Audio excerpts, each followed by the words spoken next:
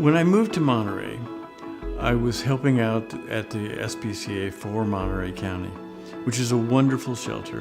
And I noticed that their pictures, which were usually taken on intake, on the animal's worst day of their life. So they're maybe a little bit scared, they're uncertain of the surroundings, they're in a new place, and so the photos didn't always come out the way that we would have wanted them to.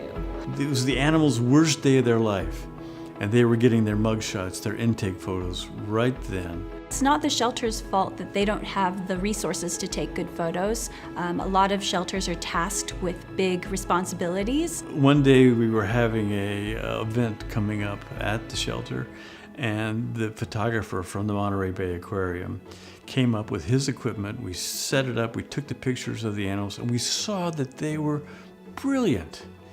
That was showcased perfectly with little Rowan, the Yorkie Terrier mix that we posted on Facebook. That beautiful photo of her quirky personality just really spoke to the people, and we had an adopter within an hour of posting her on Facebook. That photo did the trick. And we saw actually how simple it could be.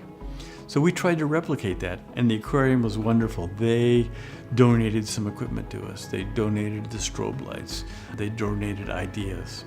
As we moved along and we got the system down to where we could take multiple animal pictures in a short period of time, and they were all just gorgeous pictures, we said we shouldn't just sit on that here at the SPCA. We should share that with other shelters. We thought the best way to do that would be to start a nonprofit.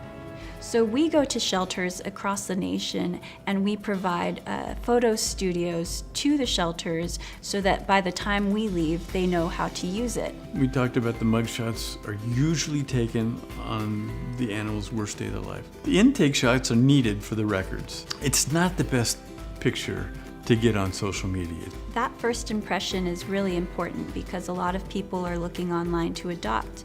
We want to give shelter animals that photo that sparks the potential love at first sight for adopters. What will normally happen is we'll let the animal come into the shelter, get stabilized, get comfortable, know it's going to get fed. The volunteers will come around and play with it.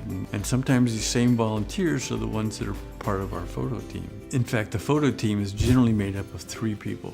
The picture taker. Now you notice I didn't call him a photographer because the system is so simple, because everything is static. The background is the same, the lights are the same. All we need to do is get the subjects in position. Well, here's where the animal wrangler comes in. The animal wrangler is the one that actually goes and gets the animal, makes it calm, talks to it quietly, and he's got a best friend. They put him on the stage, they get him ready for their role. It can be the director, the producer, and usually they've already been a shelter volunteer, so they know the animals already. They know how to speak to that animal, and the animal responds to them. And then the picture taker, who's already got the camera set up, the lights are set up, all he has to do is get it in position and then take the picture. And then the most important part is to look at the back of the camera. You didn't get a tail cut off or a paw cut off. And then the third member of that team is what we call the jester. And that's the person who stands behind the photographer and gets the animal's attention. The animal's already fallen in love with the wrangler, but now we want him to look right through the lens, right through the sensor, right into the heart of the potential adopter. These teams have huge bags of tricks to get the animals in position, to get the animals looking at the camera, to get that little tilt in the head, that we all love, that enduring look.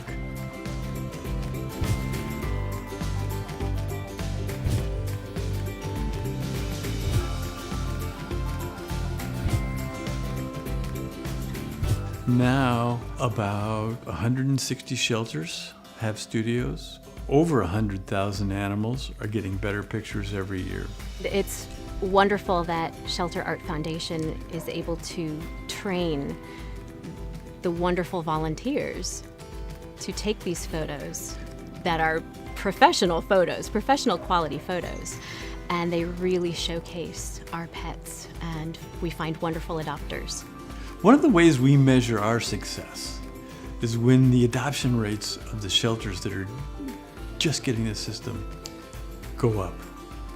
And we've seen that in Louisiana, we've seen it in Florida, we've seen it in Georgia, we've seen it in California. In fact, in California, we had one shelter that went to a no-kill status because the pictures were being seen in Oregon and Washington. So another nonprofit actually took the animals from Central California and helped ship them up to Washington and Oregon, making the shelter here in California a no-kill shelter.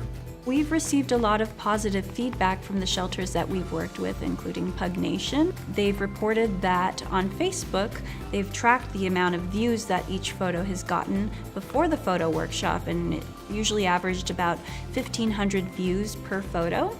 And after the photo workshop, they started averaging about 3 times that amount, so about 5,000 views per post, which means more people viewing the image, resulting in more potential adopters visiting the shelter and taking animals home. We love going to shelters. We love seeing the people get excited. We'd like to go to 5 shelters a week and help them.